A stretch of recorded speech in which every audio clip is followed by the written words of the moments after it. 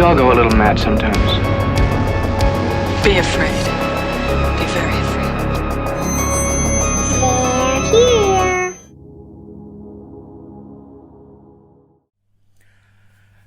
Okay, hi, I'm Lee, and I know you fellas have been through a lot, but or when you get a minute, I'd rather not spend the rest of the winter tied to this fucking couch! You gotta be fucking kidding me. Yeah, you had to. It was just the other line, you know. It's kind of the other one, you know. So very I'm quickly. So just very, very quickly, just want to say like a quick R.I.P. to drag and San Francisco nightlife legend Hekelina, who died this morning. Icon. Confirmed by Peaches Christ. Died in London this morning. Causes like unknown as of now, but that doesn't matter, you know. Yeah. Still, R.I.P. girl. It's a living, or I guess unliving at this point. Well, But we wanna give it to her. We wanna say that, like, you know, huge inspiration in the community. Massive, you know, respect and love going out to the friends, the family, anyone that knew her personally. I know that obviously you mentioned she was on tour, but like, just very quick, we want to say, like, doing Mommy Dearest, you know, but you know, girl, wherever you are, past, present, or future in the cosmos. She actually said her final roast will be at insert crematorium name here. That's a quote from her. Right to the end. Yeah. God damn. Speaking of old bitches. Yeah, so this is your birthday episode. A little late. You know. Circumstances, you know. I'm a year older. You sure? I feel this should be like a tacky 90s like it matters at this perfume like moment where I'm fading from one motion to the next. Whispers. Old fart. That's not my Scarecrow by Calvin Klein. Because it costs lots and lots of money. Human Tapestry by Thierry Mugler. Yeah, So I can feel my bones scraping together, and it's not fun. Sorry, I thought I had more rings. I'm going to be listening to that later on. Mamalo short. So we're finally getting to a classic, as we've kind of said before. We don't always want to go for like the obvious choice, or we don't want to get like the big like titans out of the way, just because like they're the ones we're kind of looking forward to the most, I guess. So yeah, go ahead. We Bitch. are. You piece of shit. Yo, yeah. fuck. I just waiting for like the old jokes to be like inserted here and there. We're gonna, and I realized that we had a thing because obviously last year I did John Carpenter. We had a thing. We had a thing. It's confirmed. Yeah, we had a thing going on. We did John Carpenter, and this year I decided to do it again because this is honestly like John Carpenter is my thing. Get it? Okay, you get one more. And then I'm punching you in the neck. And I'm finishing this podcast on my own. We're doing The Thing. Woo! Woo! Dun-dun. Super Dun-dun. awesome movie. Yeah. This We're is super one happy. that I feel like we both saw very, very early. And like kind of, I feel like really informs what you like about horror, just from the outside perspective. Yeah. The like paranoia, a lot is inferred. Yeah. I know John Carpenter has a quote. I actually like go back to Bravo's 100 Scariest Movie Moments of All Time. A lot for reference. But John Carpenter, when questioned about The Thing, has said he was talking to Stephen King, and he said the old, bear in mind I'm paraphrasing because this is a million years ago. I would know. You were there. That the old movie trope is that you never show the devil, you never show the scary thing in the movie. But Stephen King said to him that if you can come up with something that's absolutely so fantastic and like will blow you out of the water, show it, don't infer it.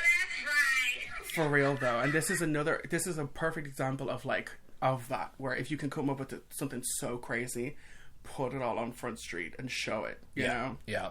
This is like, I gotta say, like, The Thing is like quintessential John Carpenter, like, you know, besides The Fog, like, this is the other film that as soon as I think John Carpenter, and yes, I know he did Halloween, I got think Halloween. immediately The Thing. Yeah. And this film, especially that poster, I fucking love that poster. Yeah. It's epic. It's just beautiful. It's art. It doesn't reveal anything either. Exactly. It's exactly. such a tease. Yeah. This is a box seeing an extra vision where it was like, what is that? Yeah. Just the light, like, reaching right out of the face hole of the hood, and it's like gorgeous. just reaching out like this, and like, of course, I mean, we've had hundreds of video games that have come afterwards, but it's sort of like, I think this is. I mean, like, let's put it this way: the next 90 minutes are us going to be just gushing all over, like, the special effects, the blood, the guts, everything, the practicality of it. You know, like the artistry, the expressions, everything is just so on point in here. And I think you made this point before, which was basically that if you're going to use blood in a scene, fucking use real blood. The audience can tell it's CGI, you know, and that's the mistake that I think that prequel 2011 movie did, which could have been so good. Yeah, I will mention that like so the implication of this first movie is that this situation has already happened to a Norwegian team that's a couple of miles away. Yeah, and the prequel is what happens there. And in my mind, like, I was so hyped for 2011 because I'm like that was always what I wanted to know about this movie, was like, what the fuck went on there? Like, what was there that we didn't see? And we do actually end up seeing the two-headed merged kind of monstrosity that they bring back. Yeah, that we end up seeing that happen, and they actually paid a lot of attention in that original prequel though, or in that prequel, because like when they get there, there's a scene where somebody swings an axe, and it's in the door frame that they pull into when Kurt Russell, leave it there. We need it for continuity. But seriously, but that's the shit I love. I love little details like that. But and to 2011's credit, they did almost entirely practical, and the studio was like, no, you need to cover over that with CG, which is a disappointing decision to have made. It is, and it's such a fuck you to all the work that the practical artists absolutely did you see that shit that was like all the behind the scenes photos? I know we're technically off topic here, but like all the kind of behind the scenes photos and shit like that stuff looked fucking great. They're gorgeous, and all it was some guy who was like in a green suit, half, you know, stuck into the two-headed thing in the kitchen, and he was moving it via puppets and two sticks. It's Aaron Olsen, I believe, who becomes that creature. Oh, it was so good. I thoroughly enjoyed it. Like, it's kind of like a guilty pleasure. It's not that great, but it's still good enough. Like, it's not terrible. It just seems like kind of like wasted potential. Exactly. You know what's not wasted potential? Officer Berg. Mac. So this movie is my intro to Kurt Russell. Oh yeah? This was the first one? Yeah, this is where I first saw him. Mine was Big Trouble in Little China. I think that was mine. I saw Big Trouble first, and then I saw I knew he was in that film, but I kind of like saw maybe bits of that film, and then I saw that film afterwards. So like, Big Trouble is always me. I just forget. That's also, I think, was my first John Carpenter movie, but it's one but I always forget it's John Carpenter. You know, I don't know, it doesn't have the same, like, very early John Carpenter. It's very early, but like we only watched that actually the night we came home from Florence. The night he came home. And Gemma hadn't seen it before, and the whole time she was just like, "What is this?" It was like, you don't even know. Shout out to you, Gemma. Lopan hasn't even showed up yet. You know, Lopan hasn't even showed up. The whole time we were watching it, when they have the fight in the alley or whatever like that, I kept turning to Gemma and going, you know, doing the hand gesture. Yeah, she did, like, I had no fucking clue what the reference was. Whatever. Indeed. Lopan, no. Yeah, finger magic consoles. I low-key used to do that though. I used to have like two long pinky nails, not for coke, but for as a Lopan. You got the Rihanna Coke nail going on. No, come on. Yeah. Okay, so let's actually talk about the movie we were talking about. Yeah. Okay. So go ahead. Okay, opening shot. This is something I'm going to talk about later on, but it's something that I've like consistently referenced in other like episodes and things like that, is the spaceship itself crashing to Earth. I hate this. So it looks so janky. It needed to not be there. Did you just run out of like money? Was this like an afterthought? Like I get what you're trying to do. You're trying to set up the premise that this is an alien straight up, totally fine, got it. I mean, Predator technically did it better if you ask me. It's exactly the same shot in Predator though. Yeah. But I do think especially because it swoops into camera and then it just disappears as if it like so dumb looking. It's so dumb looking, but the opening title, oh my fucking god, I love a practical opening title, and all they did was blow cold air over a sheet of paper on a fish tank. It was fucking great. It's actually the direct inspiration for our logo. Yeah. The just blue neon backlit, you know, and again, it's directly a referential of the original thing, which used the same technique. Where it was that, but I think it was like involving water somehow, and they like disperse fragments on top of water, so it like it peels away and pushes outwards, and just the great noise, the like oxygenated, so fucking cool. Oh, I loved it. You're next. Yeah. That's Body Snatchers, bitch. I know, but I think of that because when I see the original, I'm just like, it's so far removed from like, I mean, it what is the book was written of, and yeah. It could basically be a Body Snatchers movie. But this is like how I think of it. So like I'm gonna jump in with this theory because like it literally is fucking referenced later on in the movie, which I was just like, I literally jumped up out of my seat. I was like, Eric von Daniken.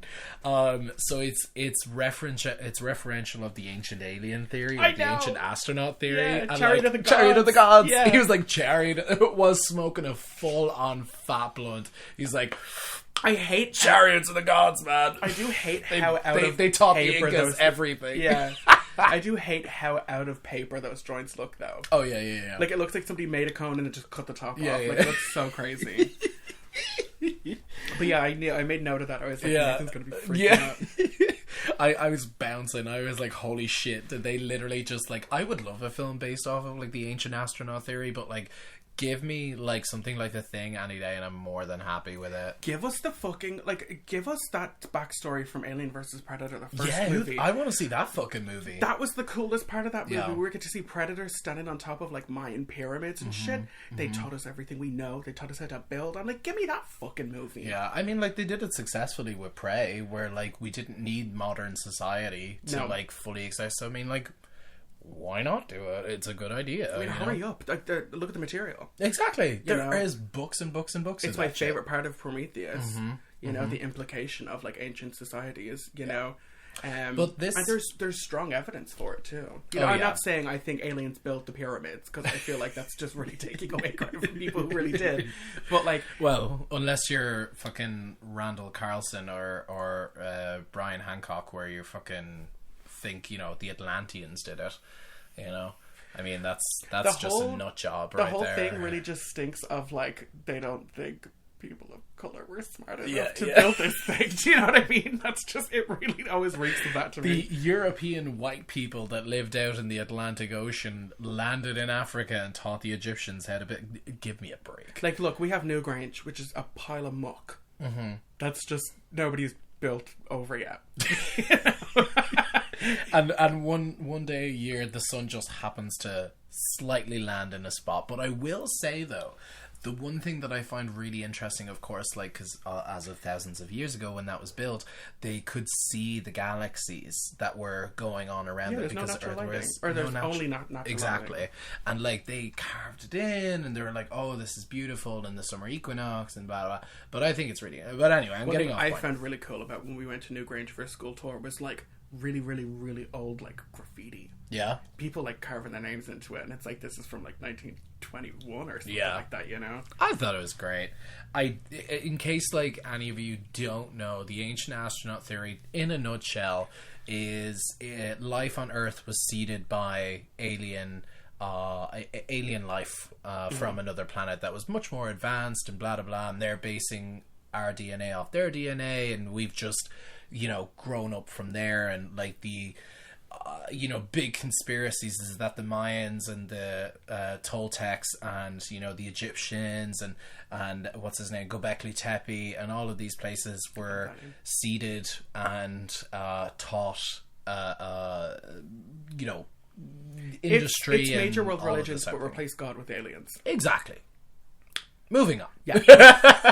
That's kind of as far as it goes in this movie. They just happen to mention Yeah, it, they like, just happen to off mention it. chance. But in case you're wondering, it's a 200-page book. It's very short. Eric von Daniken, Chariots of the Gods. It's such a fucking cool... Even if you don't believe in any of that bullshit, it's just so interesting to read. It's main great. inspiration for Prometheus. You know, loved it. It's Yeah. fantastic. But anyway... The thing is, here's the thing. The thing is, here's the thing. 1982. 1982. Let's talk about him. So this picks up kind of, if you watch the prequel, this picks up immediately after. Yes. We get the dog running, which I posted for National Puppy Day. We get the dog running, and these Norwegians, who keep being referred to as Swedes. By Kurt Russell, Russell's yeah. Mac. Yeah. McCready? McCready? Yeah. Everybody just says Mac. Mac, yeah. Or whatever. Kurt. So beautiful. With a this beard. to me is like peak Kurt Russell beauty. Yeah. Just because it's like the hair, the Yeah. beard, the like attitude and shit, like, or maybe it's like Snake Plissken, which is like the same hair but Just with a an eye black patch. tank top. Leather pants. Yeah, dude.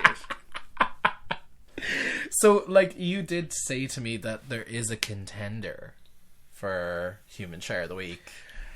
Yes. So I mean, kind of I'm want to not- know, kind of, if you could weigh the pros and cons of that situation. How's that working? Okay, well, right Kurt now? Russell gets it, but the contenders are I forget his name in the movie, but it's the Dogmaster. Oh, the American guy with the ginger beard. He's very beautiful. Cap. Yeah, the yeah, one that yeah. gets shot. Yeah. Right in the head. And then also Child's Keith David. Oh, Childs. Yeah. The voice. He's cool. The face. Oh, yeah. he's very Keith David good. is a daddy for sure. Yeah. Very daddy vibes. What else has he been in? I've seen him in a few things. He's in Nope. He's in Oh, kind of yeah. he's the dad in Nope, but he's also Uh-huh. kind of in. He's one of those actors where it's like, oh, it's Keith David. What the fuck? Yeah. You know, he's in everything. I like him. But he's Mac's kind of like direct opposition in this movie. They're always kind of at each other's throats because once I'm so going to be terrible for names in this movie. Once Gary, he was like their actual commander or whatever like that. Once he's like, I'm fucking out. Like, y'all can fucking decide between yourselves. Child kind of decides to step up and he's like, I'll do it. And everybody's like, no.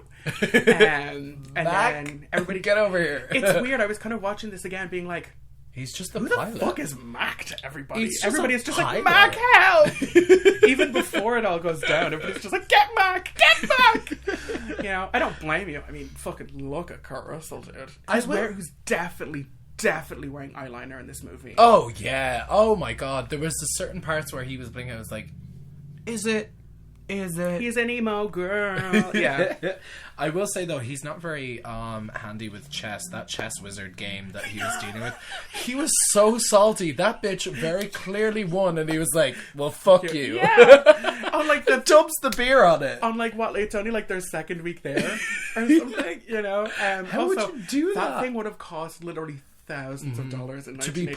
put in the Antarctic. Yeah, for real. Oh, I love that it's a God. computer specifically made for playing chess. Chess wizard. You know, it's 1980. so dumb. I love it. Oh, I think it's just that he calls her a cheating bitch. I just think it's so stupid. But again, it's kind of foreshadowing where it's like he's gonna have to like be on his game to really be strategic and like try and be one step ahead of Yeah. everything in this. Which is smart because I equate Kurt Russell in this and Childs, actually, the two of them in particular, and the scientist before he became whatever monster that was at the end. Oh yeah. How they do the whole, I call it the Ripley effect, which is basically they do all the smart things and they still get outsmarted. Which is why it's scary. Yeah. Yeah. Because, like, I mean, obviously we've mentioned this before, but Ripley does the smart thing. It's like, no, fuck off. We're not bringing him onto the fucking spaceship. That breaks fail-safe quarantine rules. That was my quote all the way through COVID. Was just like, do the Ripley thing. Mm-hmm. If you think it's unsafe, leave them the fuck out there. Yeah, exactly. You know? And like the thing was, like, in here, now to be fair, there's multiple decisions that Mac and Childs and that scientist makes that are very, very smart. I mean, Mac just murders a guy. Yeah, true. But like that scientist, I mean, there's a scene where he does get a bit paranoid, but he realizes that this thing can infect people and grow in them. Yeah. And then he realizes, like, oh fuck, if it does what it does, we need to stop it now. And that's why he freaks out and starts like breaking shit. Because he has that scene where he's like, it reminds me of Mother and Alien, where he's kind of like looking at the statistics of stuff, where it's like, it'll, within like a day or two, it'll consume everybody here, and then if it gets out within like 33 days or something like that, all of the world will be infected. Yeah. He also has my favorite quote in this movie, which is just like, I want to come back inside now. I'm okay. They lock him out in this shed, and then he, like, when they find his like underground bunker, I'm like, fuck. This man built a fucking spaceship out of whatever was in that like wooden shack. Like, what? They leave him like a bottle of Jim Beam or like a bottle of Jameson or something, and a rope hang himself and then they go downstairs. And, when they come back to check on him, or whatever, there's just a noose in the middle of the room. You know? I mean, like, yeah, you're working, you're a tad bit extra there. You know what I mean? He does do a bit much for me, but like because he's the only one that has all the information. Yeah. And, like, it's not even that nobody believes him. He just kind of doesn't... He kind of keeps it to himself. Yeah. Because even when he's talking to... fuck, that's going to piss me off. Who is the fucking... The dog master? Yeah. Dog master. Clark. Let's just... Okay, let's just... Clark, Clark. Okay, Clark. He goes, like, he says, like, watch Clark and keep an eye on him. Exactly. So he was the only one that was human. When he's talking to Clark, he's like, okay... When did you, like, how long were you with that dog? Yeah. Before you, like, put it in with the rest? It's really smart. He's like a day or two, you know, or like a day. Like, it was just in the rec room. And then, okay, I'm just going to go by types in this because it's going to drive me insane to try and remember everybody. The scientist, the dog master, so Mac, we're going to go with Ginger Chrome Dome, who has the Homer Simpson. Yeah.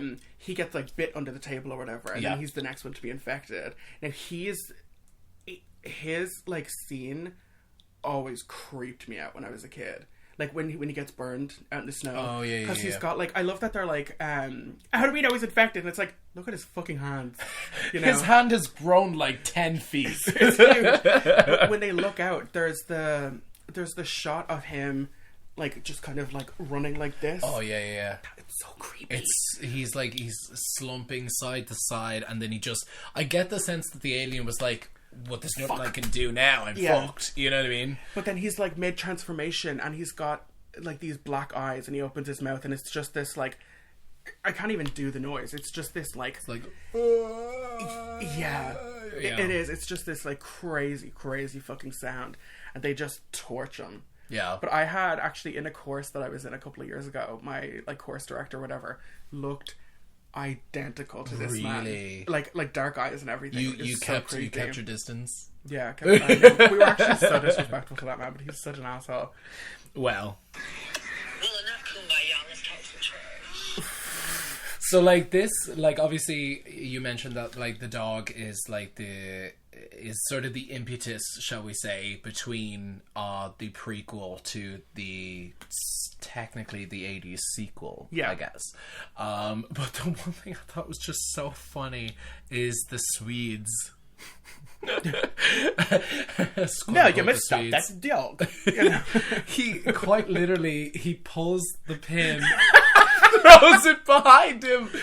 He was just like, oh shit. Yeah. And like he does the stupid thing where he goes, he might as well have just thrown himself on the fucking thing. He goes digging for it. I was like, why would you dig for it? If it's gone, get out of there. And then he blows up himself and his comrades to bits, and I love it. No, he's alive. He is. He gets shot by Kurt Russell, and then they bring him in to be like, what the fuck is wrong with him? Oh god, I fucking love it. I just think it's great. Now, it's shot from where they go explore the Norwegian camp, which is one that always stuck with me.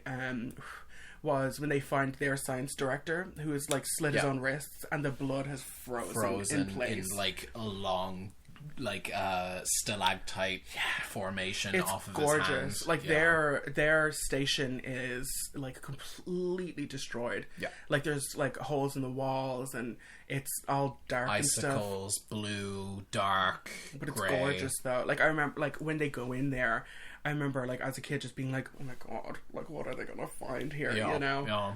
I will say that the one thing I love is when camaraderie comes across really well in film, and this one in particular, like again, like obviously there's some sort of there are some dialogue scenes that kind of drag on, but like I gotta say, like the camaraderie that happens with this entire cast is like really fucking good. That's what I wanted to do.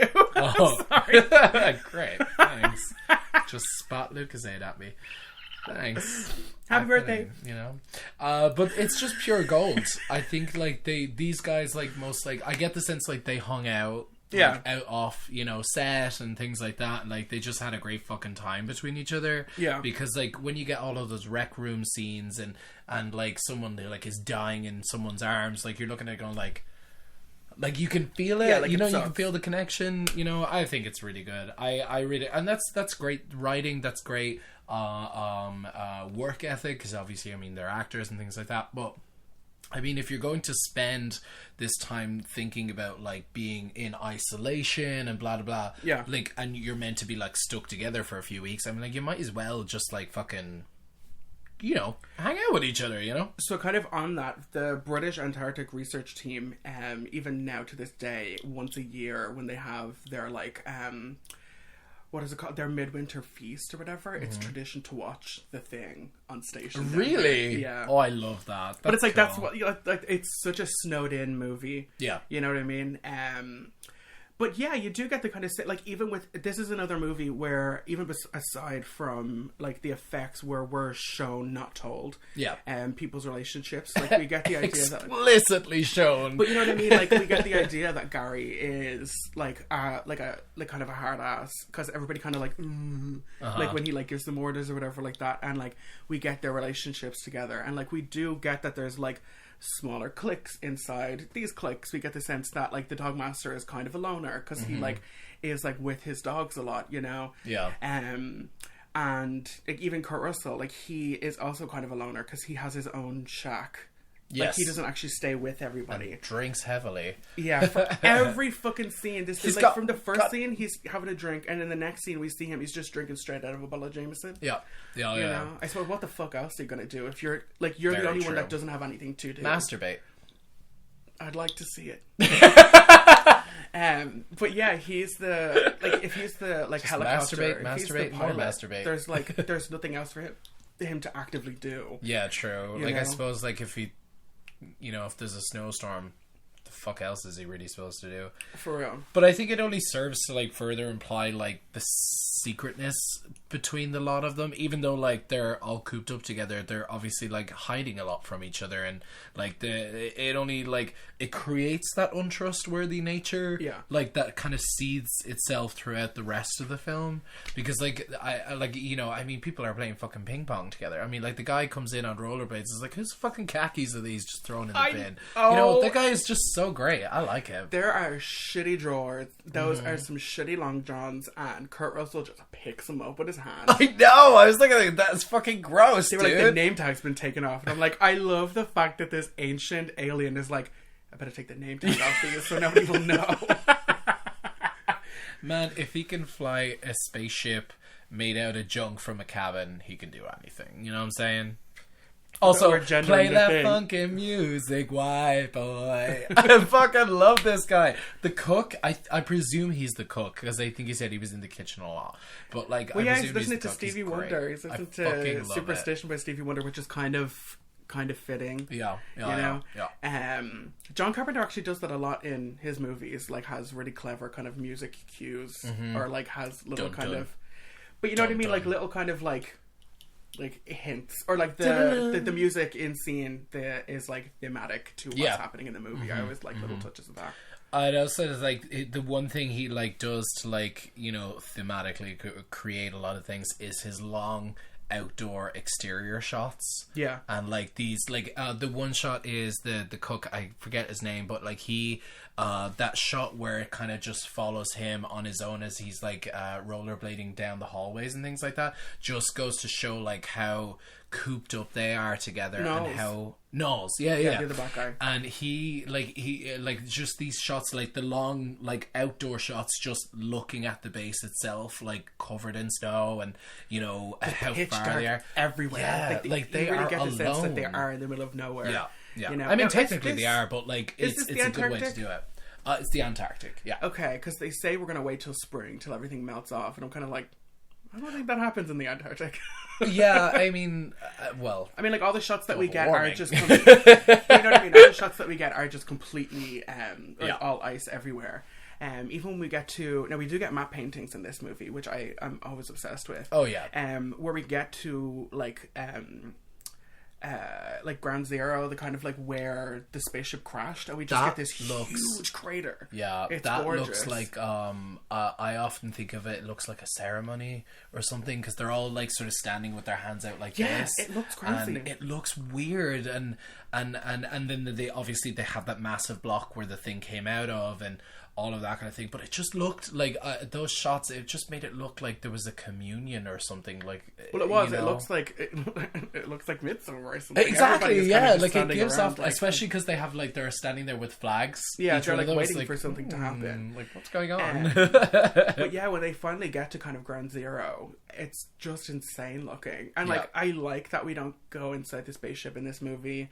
Yeah. That it is just all kind of like we'll show you just enough that you can make the rest up in your imagination. Yeah. And then they find the little block of ice where this thing was frozen. And I always loved the idea that this thing has kind of always been around. Like, this Yes. thing has been here pre-humans. Like, that first Prehistory. shot that we get is like millions of years ago. Yeah, like Or hundreds of dinosaur years. age. Exactly. Yeah. I think they even imply in the prequel that there is like older creatures or there's other alien species, that it's like, because it's gone from world to world. Yes. It can even like the mimic original anything, title and- is The Thing from Another World. Yeah. I love that though. I almost wish they kind of kept that, but Yeah. whatever. It makes it sound a little bit more campy and B-movie-ish. But I'm pretty sure, if I'm remembering correctly, in the prequel we get to see when they find it originally, it's got other parts that aren't human or aren't like terrestrial animals. So Yeah. like there's implications that it's come from somewhere else mid-morph, and that it was frozen mid-morph into something else. Yeah. You know, I love that. What's the story? It's like they come up with the idea that it crash landed here, it was thrown out or it crawled out, and then it decided that it was like there was no chance for it, so it just sat there and froze in the ice. Yeah, like there's nothing around, until there's no point. something a la like It from Pennywise from It, until something else came along. Yeah, it just lays dormant. Yeah, exactly. Like, I think that's just so creepy, and so like, I mean, of course, I mean, it has a whole fucking spaceship, so like it's massively intelligent. Yeah. And it's ready to like just fuck up the world, like, because you get that sense it's like fucking Galactus. It just ate whatever planet it was on. I almost and kind of then like moved the on. theory of that spaceship is not of the thing's Even its making. own. Yeah, exactly. Like yeah. that was another species like crashing, like mid thing breakdown. Yeah. You know, and then this thing was just like, okay, fuck, like I'm done with them. Like, Yeah. fuck it, I'll crawl away and find something else. Imagine it taking over like a dinosaur or some shit. But that's what I always thought when this thing's yeah. been here for hundreds of thousands of millions of years. I'm Yeah. like, the idea of like a T-Rex thing With is like so tentacles cool. and like claws. Well, This is actually crab kind of claws like or something. kind of like an unintentional, almost Lovecraft movie too. Yeah. Like there's tentacles and viscera and like goo, and it's like this like unimaginable, formless yet formed. It's Lovecraftian, you know. Yeah. Like when it comes to like aliens and shit like that, or at least like extraterrestrial bodies, you know, like it's something very Lovecraftian, and that's a word we love here. But it's sort of like, without referencing the racist, it is Lovecraftian. It's Look something, up what his cat's name was. exactly. Like, it's sort of like looking and referencing something that is beyond comprehension, that is without I mean, apart from its only understandable purpose is to take over everything. Yeah. Like, beyond that, you kind of don't understand anything about it, and there's kind of almost not really a need to, because, like, I think the less you know about it, the more terrifying it is, and it's just there to eat you, and then transform into you. And even in the prequel, they don't make an attempt to explain it away. They just give, like, basically, like, the furthest they go past this movie is they show you the inside of that spaceship. Yeah. Which, again, if I remember correctly, has other species from other planets on it. Yeah, they're like dead bodies and shit in there. Yeah. So I think that theory is correct then. We'll actually have to watch that movie again, because, like, I don't think it's as bad as we remember it. And I don't think it's as bad as people say. No, it's a guilty pleasure of mine. I don't think it's too bad. I think the acting's fine. I think the continuity actually comes to think Mary of it. Elizabeth Winstead is there. I love She's her. fucking great. And then what's his name? Torment Joel from can't remember his name. I know who you're talking about. Joel Something. He's in The Green Knight. That guy. And Tormund from Game of Thrones is in it too. Who, just spoiler alert, will be Human Chair of the Week when we get to that movie. Well, I gotta say, like, the continuity of that prequel film does it really well. Like, they took real great care of, like, making sure that whatever became whatever to make this film match up. Excellent work. Because, like, I was looking at that, you know, the ice coffin that the thing came out of. That's there. That scene when they go into that room, like, I ended up looking at the like fucking the shot of the 2011 film and then in the 80s film, and like they match up. Like, even the boxes that were stacked up against the stairs are in the exact same position when they fell over, and I was like, yes, that's what I want. That's care and attention to respect a better movie. I might actually go back and watch that later today. It's worth it. It's worth it, you know? So shall we get to effects shots? Oh my god, this is literally like I have... So Rob Darling. Bottin, 22-year-old Rob Bottin did all the practicals for this movie, and just, like, fucking hats off, bro. Like, this is... Yes. Like, this is Queen, one of the trans ones... icon. I feel like this is kind of held in the same caliber as, like, American Werewolf in London. Yes. Where it's like, this is where one it's that a people la Stan Winston. hold up. Rick Baker. Oh, Rick Baker. What did I think of Stan Winston? He did Jurassic Park. Yes, and, okay. like, he's also, like, in that same caliber. It's like Tom Savini, Stan Winston, Rick Baker. All these people. Oh, yeah. But Rob Bottin was 22 when he did all these effects, which makes me so depressed. You know, that is just... It was impressively cunty. Seriously, though. The goo and the steam was what, like, makes it for me. You know, and then my wig slipped off. Like, when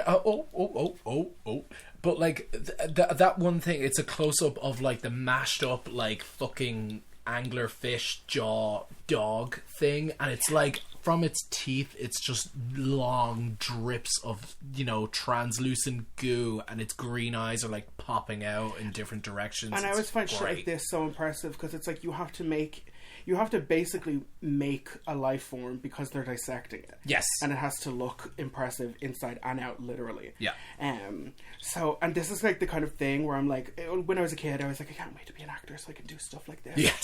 So, it's like, that's the kind of thing that I want to just, like, root through and, like feel it and, like, play with it and, like, just do all this stuff. You know? I mean, Not fuck it. That's what I was talking about. Let's get to it. Let's talk about the dogs.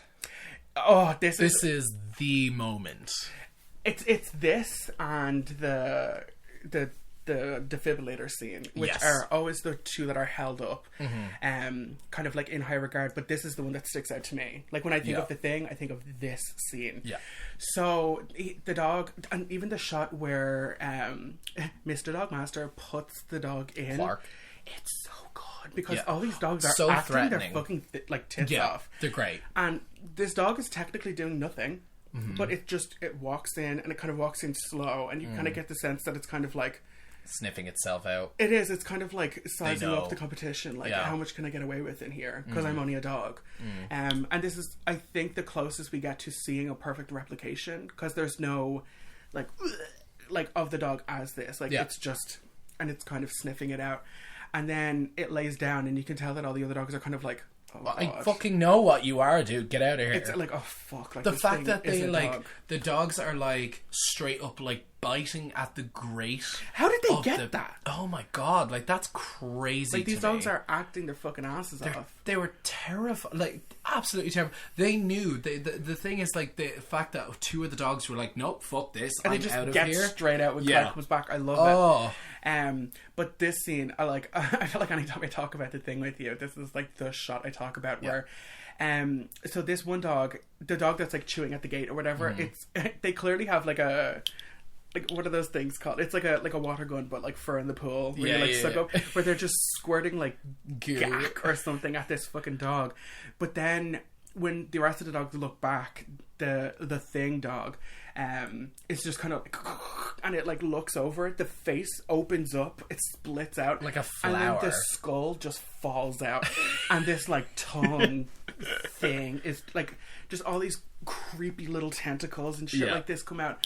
And then when they come back, Clark, again, this is another thing. It grows like crab spider legs, and like the one thing I always say is when the dog starts to move, all of those really thin tentacles like start whipping and sprouting shit. out. Yeah. And like that's the one thing that I fucking love is like all the organs, like the organs that splay out and shit, that's all just reverse filming, but it's and very it's just good. fed backwards. It's very And good reverse great. filming because Yeah. like, you can tell that they have a lot of shit on strings, so they're kind of just like whipping around and stuff. We get that same kind of.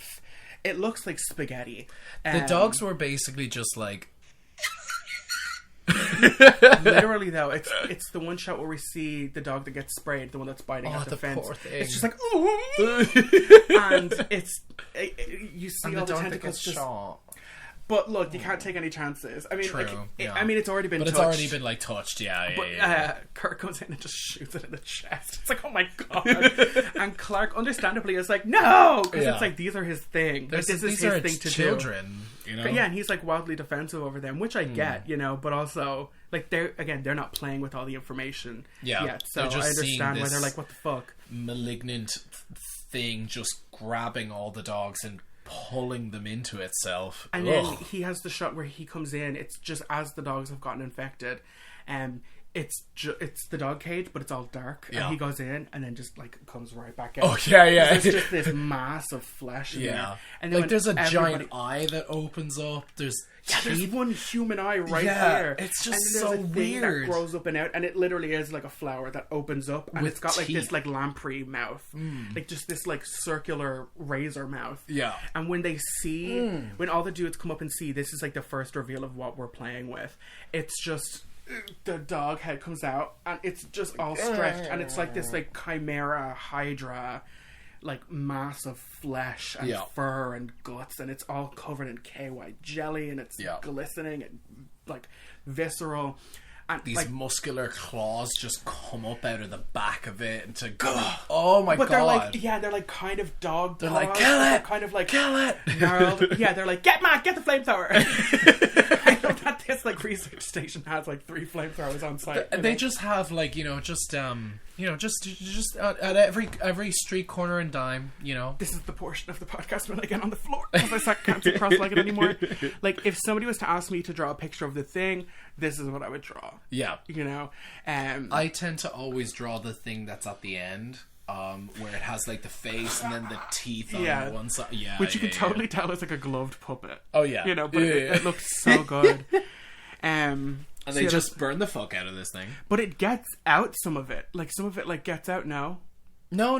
That just straight up dies because baldy ginger haired beard guy, he's the next one. Yeah. He's already infected, so it's just like, well, because he gets cornered. He gets bit, and that's why they put the dog in the cage with everybody else. Yeah. I gotta say, like, it's so demented and gross and sticky and slimy, and you know, it just feels like, especially when they're dissecting, when the guy is dissecting it later, especially when it's like so steamy and like it just feels like even if you're breathing it in, it feels like you might get infected. Well, from it is because they say that it's like particulate. It's just for being in the room. It's with like it, parasitic, not parasitic. What's the word I'm trying to think of? Symbiotic? No, like for how for like how small it is. Microscopic. Like it's like it could be one cell is enough to infect you. Yes. You know? Yeah. So even a bit of saliva, like touching your fingers. Exactly. Like as long as it like makes contact with you in any way, shape, or form, like you're fucked. Yeah. So then like the next kind of big effects shot we get is the defibrillator scene, which is if somewhere is going to show a clip of the thing, this is the shot they're going to show. Oh yeah, it's so stunning, and this is one where I actually can't figure out how they did it because it looks CG, and I know it isn't. Yeah. I know how they did the arms. They hired a man with no arms, and they got that mask. Yeah. Of the other guy, the actor. So the guy from Cheers, which is how I'm gonna. Which is what else I know him from. Fair enough. He starts to have a heart attack when when Mac breaks back in. Yeah. He starts to have a heart attack, so they bring him to... Which I totally felt sorry for. For Mac? No, for the guy that has the heart attack. Oh, yeah. I was just like, so maybe when the thing was trying to, like, how do I say it? Like, merge with him, right? Yeah. That, like, obviously this guy had heart problems, like the body couldn't support it, and the body couldn't support it, and that's how it's just like, well, they got me, gal. They got me, gal. But this scene is just, I like, as much as I love the dog scene, I think like this is the iconic scene from the thing. If you're gonna try to like. Just imagine a shot where someone would be like, okay, if you've never seen the thing, this is the one you want to see because it's the most impressive. It's the most impressive. It's deliciously gory to the finest degree. Like, it's got the most going on. Yeah. It's like it's got the most drama. It's transformational, everything. And it's like we get to see the whole thing. Like with the dogs, we get cutaways, and the dogs are in different stages of transformation, like, but with mainly this, dark it's and stuff all there on Front Street. So the doctor on Front Street, well, the doctor is like trying to defib him, right? And he does one, and then he does another, and then he does the third, and it's just clear. And he does this, and the chest just splits open, and it's got these like, they're not teeth, but they're like these like spikes that like are made of like bone. I thought it was like the ribs that had like fused slightly exactly like it looks teeth like bone, and just like went like that, and they clamp down on his arms, and they again, even his scream is like so iconic to me, just the like and he does that like, this is gonna sound so stupid, like especially someone who's paraplegic, but the fact that the arms just go up like this, he's like but they did actually hire somebody for that shot who was paraplegic, who had no arms below the elbow, and it was just they placed they placed the prosthetic down around his arms, and they open it back up so that when he pulls up there's just no arms, but it's fully practical in shot and everything. And then we just get this like, it's a one and done type shot. If they fuck it up, they fucked it up, and everything has to be reset. Get the like just this like explosion of like spaghetti. I love it. And they just shoot in like up, bright yellow goo blood thing, and they just shoot straight up. And then this is where we get the like, this like head that comes up out of it, that's like always reminded me of, do you remember that episode of Buffy the Vampire Slayer where she worked in a burger place? I know exactly what you're gonna say. The scariest episode of television I ever saw.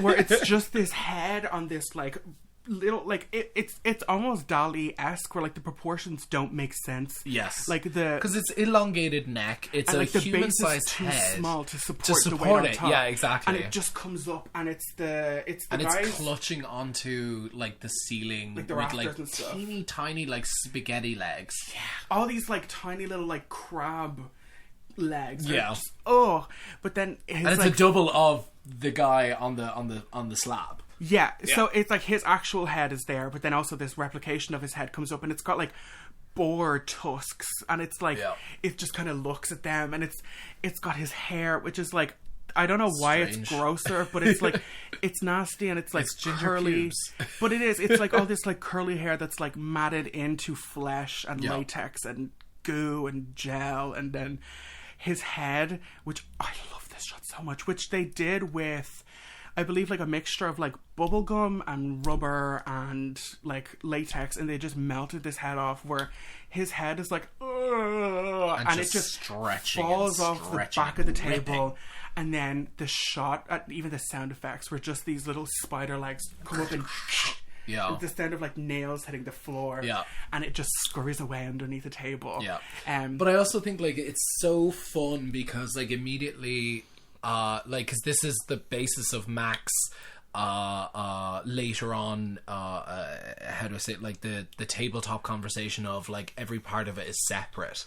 So as immediately as soon as the body was on fire, the thing on the ceiling was on fire, the head was just like, I'm the last living thing, I need to get out of here. Yeah. And it like, that's the reason why it was ripping itself apart from the body, because it was like, if I don't do it, I'm dead. Like, it is in survival mode now. Yeah. I loved it. I thought it was so smart. And it grows these creepy little eyes that come out. Oh yeah, the kind of like Gary eyes. They look they look dumb, but like again, it all kind of adds to it. And then, like, to me, this implies that like this thing has taken a form like this before, or like it's seen creatures like this before, because it can't just make shit up out of nowhere. Yeah. And then the shot where Mac is standing there and it's behind him and it's out of focus, where we just see it like scurrying along the floor, trying to get out of the room, and we get the famous line, "You gotta be fucking kidding me." Yeah. And, like, this is where it like gets out, and then you get that wheeling scream that comes from the head when Mac sets it on fire. It's just so good. Because it just feels gross, and like everything about watching it just feels like you might get the infection, because it's and you see, like, again, there is that like mental block where our wall is suddenly down because we're physically seeing it on screen. Yeah. We don't presume it's the you know, the way 2011 did it, where it was all just CGI. It's physically there. It is like those people could reach out and touch it. Like, Yes. if they wanted to, they could pick that head up and toss it around the room, you know? You know, it was great. It was so good. I loved it. So I think we would kind of be wasting our time if we spoke about a lot of the in-between like dialogues scenes, except for like one or two. So this is kind of where everybody is starting to like schism off, and like nobody trusts anybody, like, full stop at this point. Well, I do think, now I will say this, I do think it was will? wrong of you do Is it? I do think it's wrong of Mac to have gathered 4 people here, 2 people there. I did think it was wrong to do that, because immediately it divided up people from each other, which I thought was a problem, because I was going to say, look, we have to stay united front, rather than like, I'm going to talk to these 4 people and then I'm going to talk to this person. Exactly, then 2 like people it's there. causing division, where it's like the smarter thing would be and then he straight up says, like, don't trust Clark.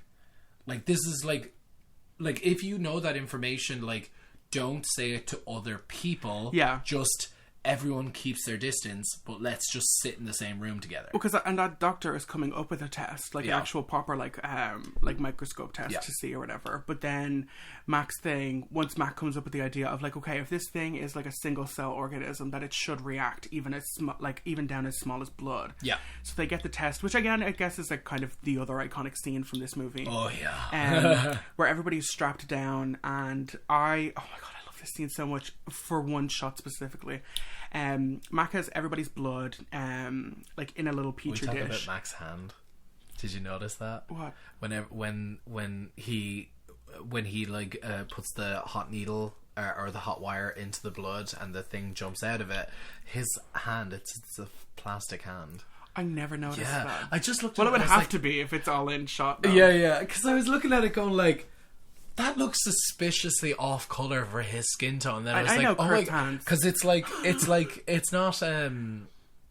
because like there's some of the shots who aren't, like, if they're not infected, like, I could see it, and then like when it was the real one, I was like, well, because it just has to looks like weird. it just like It's a plastic hand. the noise of the thing when it gets I think it is actually very smart, but then also I'm like, you're not wearing gloves. Oh anything. yeah, You're exactly. kind of just handling You're just this holding blood. a dish of blood. Like, if you think that this thing could and does Terminator 2 style travel as a liquid.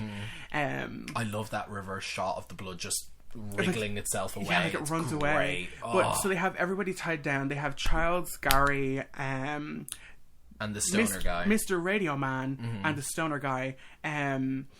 They're doing all their blood, so that he ends up doing Child's last, or no, he ends up doing Gary's last because he's the one that they all suspect. And then, so yeah, they just like, he has the flamethrower like on a really low setting, which I don't know, I thought that was cool, and he just like heats up this like copper wire or a needle or whatever and just stabs the blood, and whichever blood will react will be the thing. But then they find out that Mr. Stonerman is a thing, and just the reveal of this where he just starts to like wriggle and shake, and then his face starts to break down. You heard of the movers and shakers? Well, we're the shakers who move. And like they're all tied to a couch, and he's just starts to like lift up, and he's lifting all the people with them at the same time, like again showing strength and like how strong this thing is. And then when he gets out of his restraints, I love this shot where he flies just up to the flips ceiling up to the backwards, ceiling. Oh, and just is stuck to the ceiling. And then he comes down, and Mr. Radio Man is like kind of like trapped in a corner, and he goes over to him, and his head opens up like a maw and just grabs this guy by the head. It's such an obvious dummy. But I so love the fact that janky. he's just like He does this thing where the thing junkie guy, like the stoner guy who's like totally a thing, like his arms are like they're merged, and he's like you can still hear him screaming, and he's just like like inside this thing's head. It's so funny. But yeah, he just gets like completely eviscerated to bits. I love it. And then how does it go from after this? Basically, the thing is, here's the thing. Mac gets the flamethrower and burns the fuck out of the stoner guy, who travels outside a la the wall. Oh yeah. And it's just blows him up. It's just a big shaped hole in the wall. And then the radio guy is up against the corner, and he's already transforming. Oh yeah. Which I think is just so demented, because like that guy is just sitting in the corner like this, and he's just like, there is just it looks like he's melting. Yeah. It just looks so. And then to make it sad is like you can hear when Mac sets him on fire, he's still screaming. Like he's not fully. He's not the thing. He's yet. not gone yet. And I was just like, oh fuck. But also Clark gets killed in this scene because they're like, he's like, I think we should listen to Mac because he's the first one to get tested, so he's not a thing. And he just blows him away. I love the fact that they all just kind of like they don't even really react. And then Childs is like, well, he wasn't a thing, so I guess that makes you a murderer. And it's like, yeah, it kind of does. Yeah. Like, I don't think they were going to kill Mac. And now we did actually mention Mac and Childs. No, the cook. No. Yeah, no. Mac and Noel go out to Mac's cabin because Mac he's like, last time I left I turned the lights off, and then when they look up, the lights are still on. I think this is so cool. But I'm really confused on the geography of how like this how scene went works. down. Because Noel is like, oh, I lost him in the snow, I ran away from him. And then it's like, how did you lose him in the snow? The cabin's like right over there. Yeah. And they find Mac's like ripped up sweater or whatever like Which that. is like, it's such an obvious ploy. Like, I mean, like, for the amount of time that we actually spend with these people, Mac is on screen for about, I gotta say, like 75 to 80% of the time. Character. Like, you're seeing it through his pure reactions as to what's going on. Like, you're not kind of like seeing it from anybody else. So and like, this is such fair, an obvious like kind of red herring. Yeah. And now to be fair, you kind of, he's kind of steps up to be the main character after this scene. Like, this is as he's taken charge. Yeah. But also they are taking the Ripley approach of, they're like, don't fucking let him back in. Yeah, if we're looking at it, it's him. Also, if he really needs to, like, we're not leaving him out in the snow. Like, he has his own cabin to go to. Exactly. But so we kind of get a break from practical effects for a while. Yeah, this is where that whole massive paranoia thing really does set in. And like, this is, I fucking love it. I really do. Like, I have to respect the writing and the level of suspicion that these characters have for each other, because it's essentially Carpenter effect. It's all tension. It's essentially just cabin fever with coronavirus. Do you know what I mean? Like, it really is. Just it's great. It's just a testament to how well that script was made. Because you don't know who is a thing. There's no clues. Until somebody things out or whatever, you know. So, is that the transformation name? Things out, like Hulk things out, like Hulk's out. Yeah. Thing merge. But yeah, so a lot of this is kind of just people like suspecting other people and da-da-da-da. But then we go out to the cabin where the doctor was kind of being held, and they're like, hold on, there's a whole underground bunker under here that we didn't know of. So they're starting to, I will say, I always forget how like quickly this movie wraps up once it gets to this point. It's like, oh shit, there's only like 10 minutes left of this. It's like how many people? There is Gary, Childs, Noel, Mac, and the doctor. That's pretty much it. But then I'm like, this. What happens to Gary? Gary, this is where the doctor, basically the doctor attacks him, and he does the whole, I always think back to... merged into the face. Yeah. That's a great shot. It's great. I don't know how they did that, though, because that's done all on camera. They had to have done, like, cutaways. He was actively, like, shoving his fingers No, I know, but skin. I mean, like, they had to have done, like, okay, this shot, hold, and then insert a little bit more. Because, like, they couldn't have just... Like, even with latex effects, you can't just suddenly do that, yeah. So I think there would have been a thing where, like, maybe his elbow was covering, they freeze there, apply an aesthetic or prosthetic, and then, like, go further and further. Because his face is just getting... mulched. It's just becoming... Well, I think part of his hand. Apart, yeah. He does this thing where I always think back to what is it? Brain Dead, because that does that all the time. Yeah, and I just think like, oh, it's so good. Well, see, that's a smash cut. Yeah, in that movie where she flies forward and the face and the fingers are in. Yeah. Oh, and the head just gets snapped at the neck. Fuck I love it. It's so we're gonna do that someday. It's great. But that was definitely a precursor to like, you know, all the kind of Evil Dead shenanigans that was coming afterwards. Definitely, though. But so then we're left with just Childs, Knowles. Well, Childs. This is the funny thing about that ending. Now is Childs does, after the scene where the four of them are just like, okay, we need to go because the doctor is clearly a fucking thing. They know it immediately.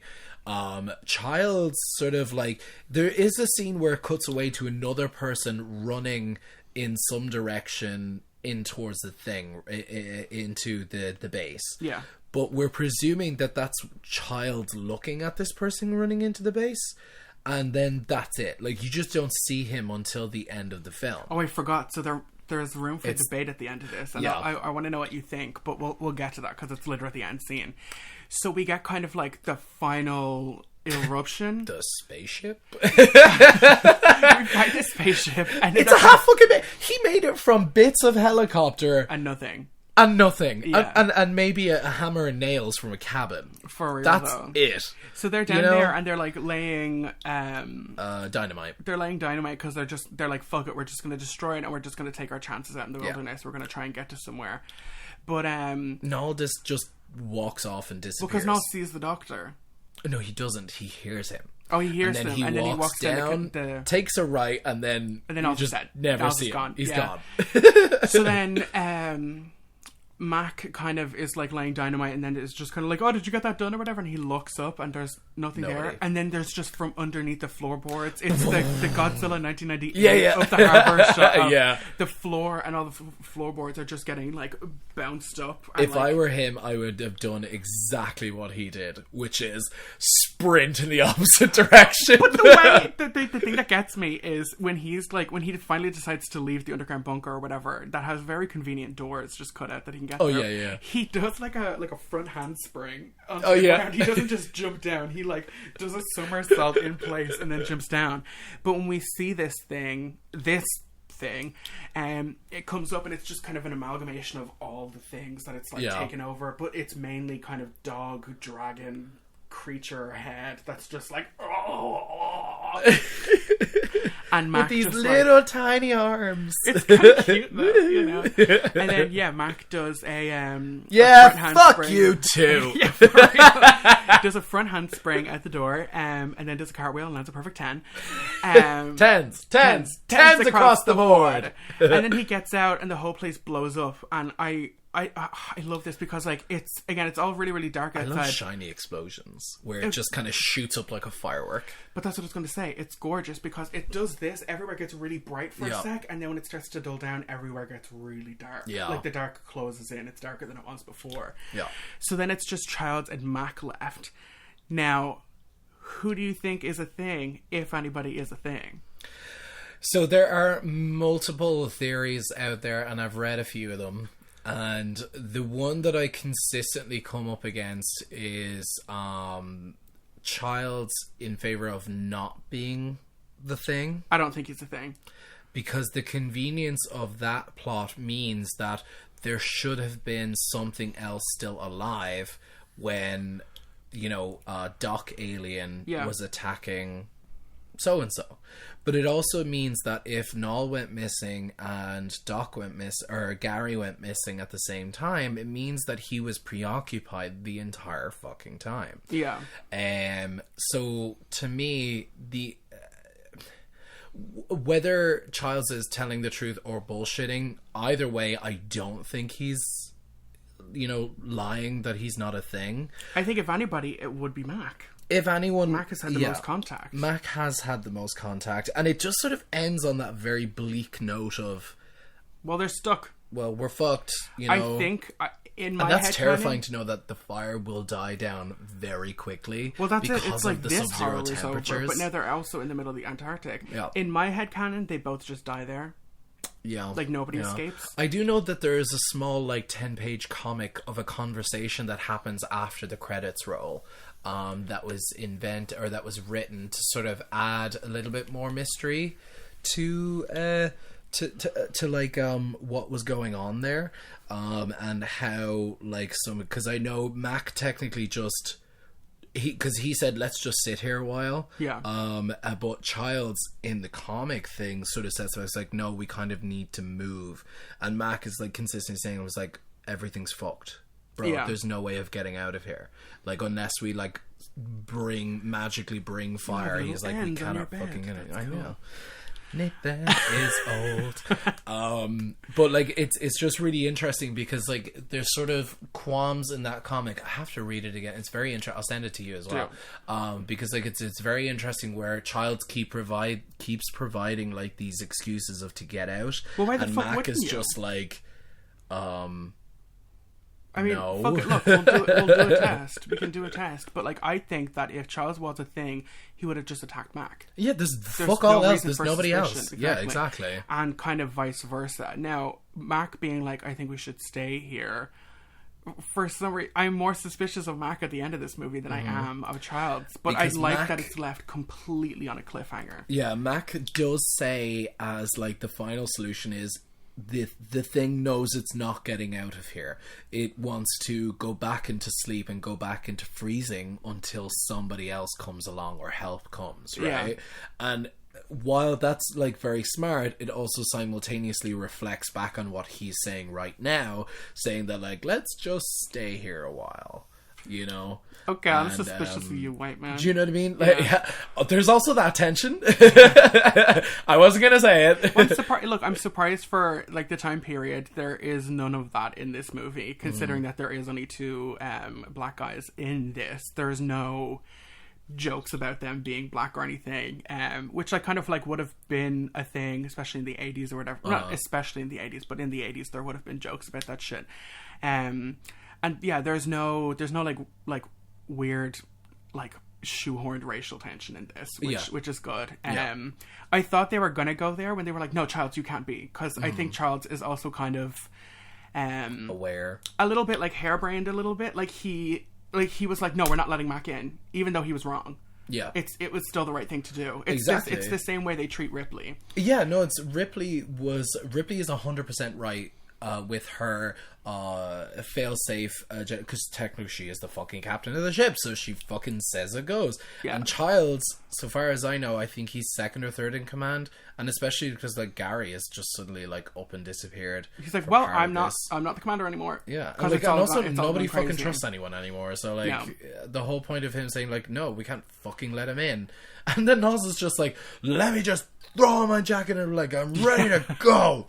Now, the theory I have seen to support... I found his drawers. Now, the theory that I've seen to support Childs and being a thing is the fact that his breath doesn't show at the end. But I honestly think that might just be a movie-making thing. Yeah. Now, apparently, Kurt Russell did take, long jogs of cigarettes, right before he would film a shot, so the breath would be more visible. Yeah. But I have a feeling they didn't shoot this part on the same location for some reason. Or, I don't know, I don't think it was a purposeful thing to be like, his breath won't show and Kurt Russell's breath will show. I think it's because Childs is sitting in a, like, cornered dark area and Kurt Russell is sitting in direct view of fire. That's why his breath is more visible. Yeah.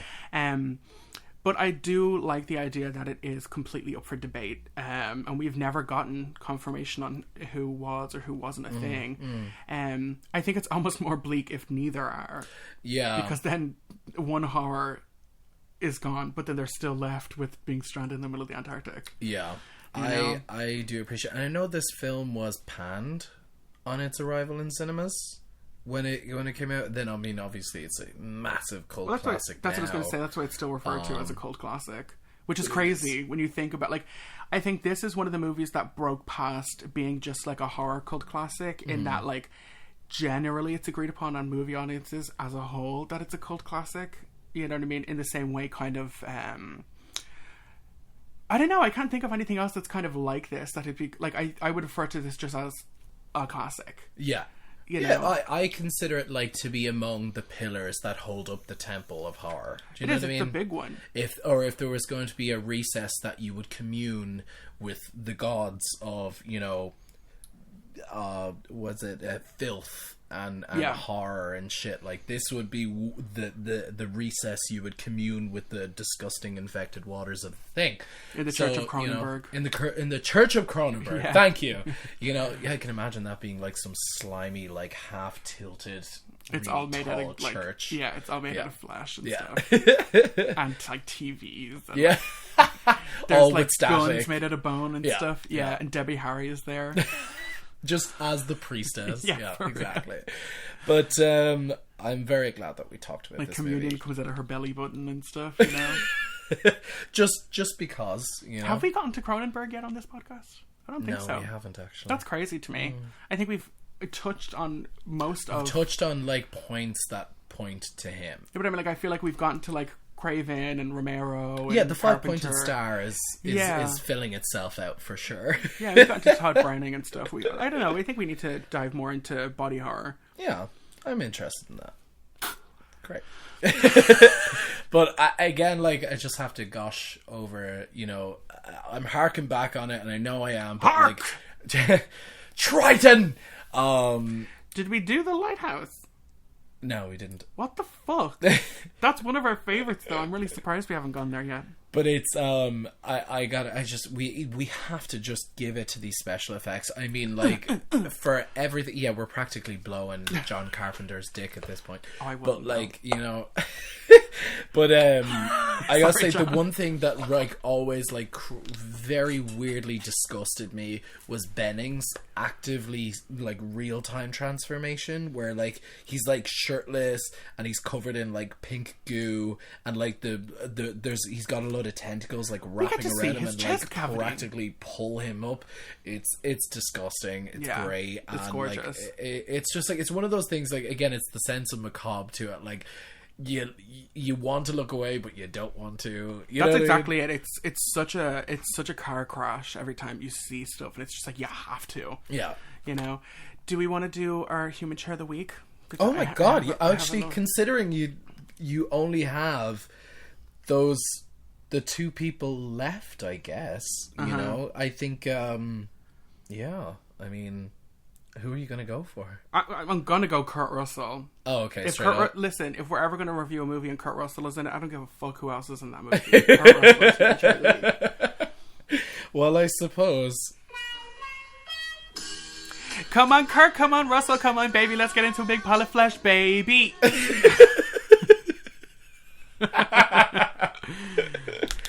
Well, happy birthday to me. Oh, that's so sad. Happy birthday. I did say happy birthday in the middle of the episode. After I sprayed you in the face with Lucozade. Yeah, you practically did a whole dog goo Hell yeah. shot at me. You know, it was the cum shot, really. So, So, you can go fuck yourself. I don't give a fuck. Your birthday was 2 weeks ago. You can blow my asshole. So, next week, in honor of Easter, I don't give a fuck. I'll say that so many times. I don't give a fuck. bitch. Piece of Convince me. Bring up a strong argument for this film right now. There's a werewolf in it. There's demons. There's creepy demon kids that torture Judas. There is a lot of gore. There's way more gore than you would ever expect from a religious movie. We get to see the devil. We get to see hell. Okay? We get to see Jesus' flesh torn asunder from his body. Okay? You can blow my fucking asshole. You can ask the pinkest part of my asshole why I don't give a fuck, why you don't fucking consider this a horror movie. I had 2 women on the Lewis, I know, I'm about to wrap it up. I had 2 women on the Lewis agree with me that it was a horror movie because I forced them to watch Passion of the Christ with me on the train. Next week, we are doing Passion of the Christ in honor of Easter. Oh my god. Also, some of this is because there's not very many Easter-themed horror movies. But we're doing Passion of the Christ. It's an Easter movie for sure, but whether it's horror remains to be It is seen. a horror movie. It's fucking supernatural. isn't. It is not. It's supernatural. It's supernatural, yeah. That does not equate. Baby, that does not equate to horror. How not? Okay? How so? You have kids' films that are supernatural, which okay? can technically be classed as horror movies. Just because you don't find something scary doesn't make it not a horror movie. Yeah, but this film is very clearly. This is horror film for you only. No, it's a. I'm not going to say it's not if I classed as a horror movie. I'm classing it as a horror movie. If you walk, Thank you. Okay. It's opinion based, but it is horrific. This is going to be such a terrible, you just watch confrontational, argumentative episode. Listen, I don't give a fuck, bro. I don't give a single flying solitary fuck. Okay. Next week for Easter, we're doing Passion of the Christ. Now, this is going to kick off religious horror movie month. Yeah. So we've got some stuff lined up for it. Yeah. Good. So I think I know what your choice is.